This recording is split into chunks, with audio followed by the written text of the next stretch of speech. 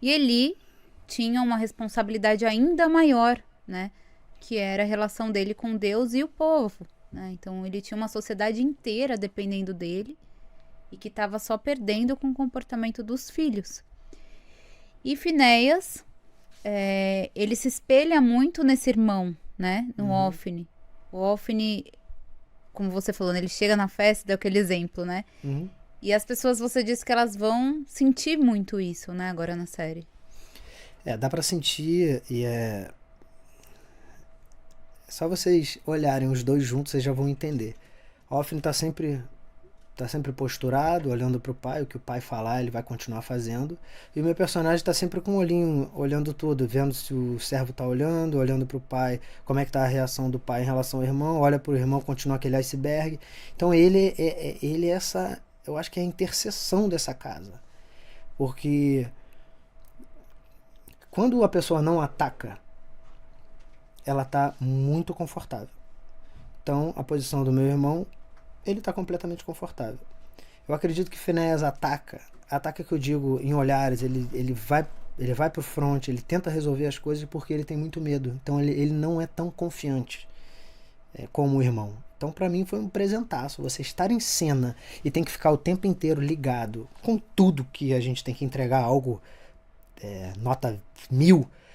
Então é um personagem que ele tem que ficar atento com tudo que está acontecendo, numa movimentação de um servo que pegou a carne, que isso, que aquilo. Então foi muito rico para mim.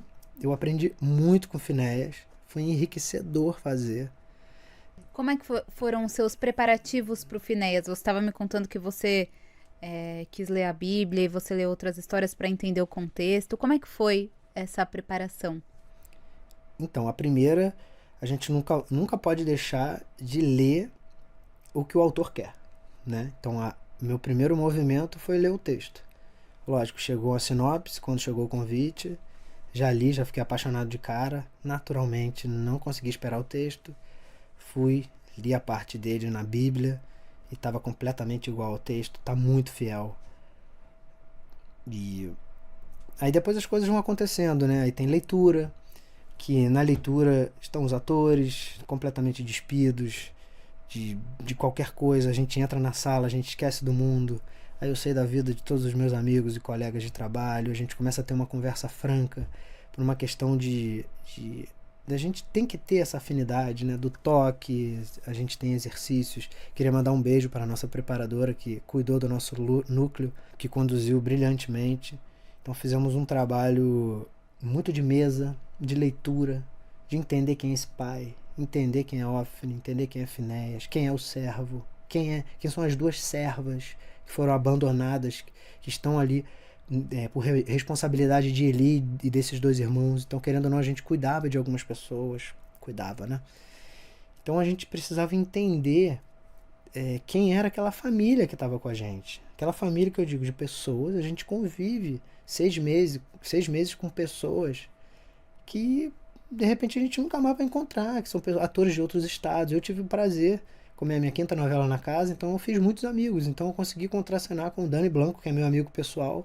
Pela primeira vez a gente conseguiu contracenar e tem umas.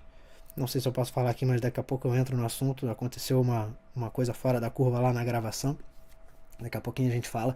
Então, então o nosso. A gente voltando à pergunta, o estudo do personagem é um pouco disso. Primeiro a gente tem que entender quem é a pessoa que vai interpretar o personagem, que o seu personagem vai se comunicar. Então o primeiro movimento é esse. O segundo é entender quem é o seu personagem. Porque se você entrega quem é o seu personagem, o outro personagem consegue enxergar quem é o seu personagem. Aí que começa a brincadeira, aí que começa a coisa saudável. Poxa, tem essa cena aqui, pô, será que ele encostava na mão? Não, tem respeito, então não encosta. O meu personagem ele é arisco. Então de repente eu vou ficar bebendo aqui uma água, fingindo que estou ali. Então, assim, de acordo com o que o texto vai vindo, a gente consegue fazer uma construção. Lógico que, evidentemente, tem a barba, né? A gente ficava 1h30 para colocar uma barba que tinha fases dentro da fase. Tem a vestimenta, tem o anel, tem o turbante. Então, quando a gente tá com o estudo e tá a parte interna em furacão e coloca uma roupa, vestimenta e a gente vai pro estúdio, não tem como dar erro. Então, A preparação é muito em cima disso, de uma leitura, de ensaios. O Juan, que é o nosso diretor, fez questão de passar em todos os núcleos para ver algumas cenas já ensaiadas. E falou, não, porque aí a gente fica trabalhando um mês. Aí chega lá no dia ele quer fazer de outra forma. Isso acontece, isso é da televisão. A gente vai pro set com plano A, B, C e D. Eu vou beber essa água, eu tenho que estudar. Eu acho que eu tenho que pegar essa água e fazer isso aqui, ó.